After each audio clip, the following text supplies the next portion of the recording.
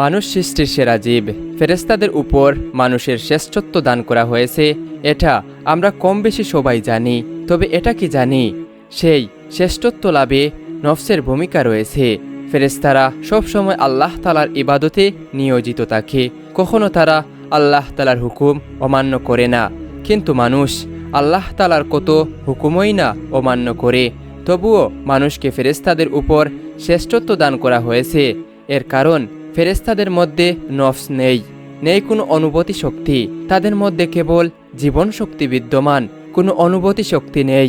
তাদের পেটের ক্ষুধার অনুভূতি নেই যৌবনের ক্ষুধার অনুভূতি। কিন্তু মানুষের মধ্যে সেই অনুভূতি দান করা হয়েছে, আর সেই অনুভূতি শক্তির নাম হচ্ছে নফস। আল্লাহ তাআলা মানুষদের নফস দান করেছেন, যার কারণে সমস্ত সৃষ্টিকুলের মধ্যে মানুষ সেরা। নফস যখন আমাদের শ্রেষ্ঠত্বের প্রমাণ বহন করে, তখন সেই নফসকে সংশোধন করা আমাদের উপর কতটা গুরুত্বপূর্ণ। একবার কি ভেবে দেখেছেন, আপনি নফসের বিরুদ্ধে যুদ্ধ করে বিজয় অর্জন করলে আপনি সকলের উপর শ্রেষ্ঠ। যদি তা না করে নফসের ধোঁকায় পড়ে তার গোলামি করতে শুরু করেন, তখন কি আর শ্রেষ্ঠত্ব প্রমাণ হবে? না, নফসের গোলামি করা হবে। নফসকে অপবিত্র রেখে শ্রেষ্ঠত্ব অর্জন হবে না।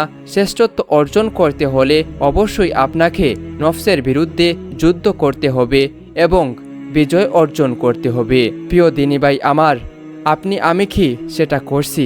একবার ভেবে দেখবেন। ধন্যবাদ।